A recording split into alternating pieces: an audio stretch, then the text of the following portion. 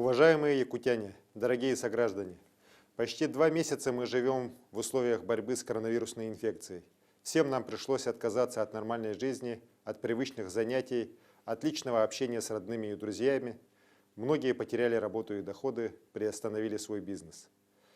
Но благодаря этим вынужденным мерам, благодаря самодисциплине и ответственности большинства якутян, нам удалось предотвратить взрывное развитие инфекции, не допустить неподъемной нагрузки на медицину.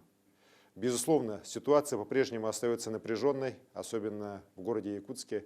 В столице 2 очага инфекции дали серьезный рост заражений, более 100 случаев.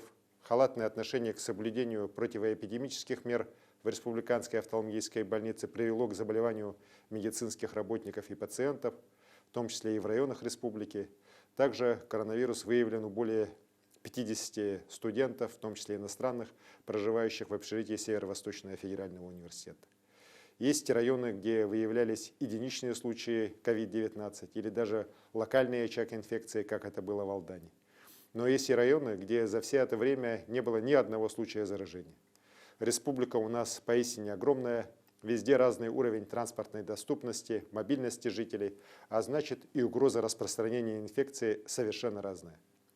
Поэтому еще 23 апреля мы сняли ограничения в Арктике, в труднодоступных местах, отрезанных сейчас от внешнего мира, оставив лишь запрет на массовые мероприятия.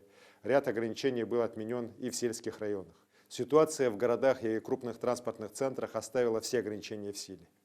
А в Алдане, на Чаяндинском месторождении, в вахтовом поселке в Сунтарском улусе действует строгий карантин, полный запрет на въезд и выезд. Все эти решения принимались исключительно исходя из эпидемиологической ситуации.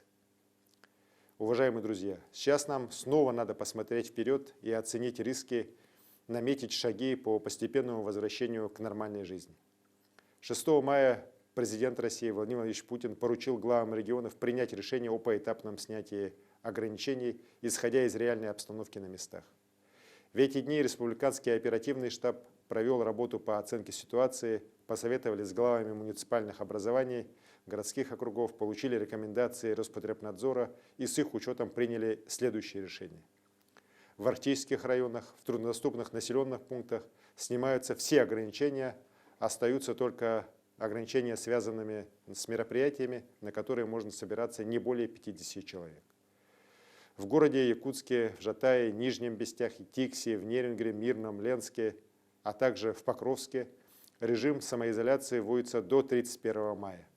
При этом будет разрешена работа дополнительно ателье, химчистка, ремонт обуви, то есть бытовые услуги, где нет непосредственного контакта с клиентами.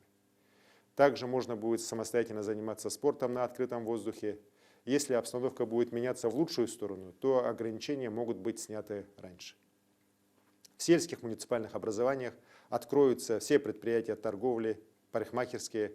Хочу отметить, что по всей республике, кроме труднодоступных районов, во всех торговых организациях, предприятиях бытового обслуживания строго обязательны маски и перчатки для персонала. Обязательно, конечно, социальное дистанцирование и проведение дезинфекции. С 12 мая отменяется карантин в Алдане, где ситуация стабилизировалась, но в городе будет продолжен режим самоизоляции, как и в целом по району.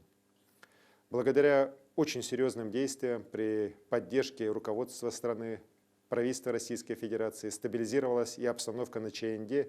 Сейчас там все под полным контролем. Вот в таком порядке, друзья, начнем аккуратно двигаться к полному снятию ограничений.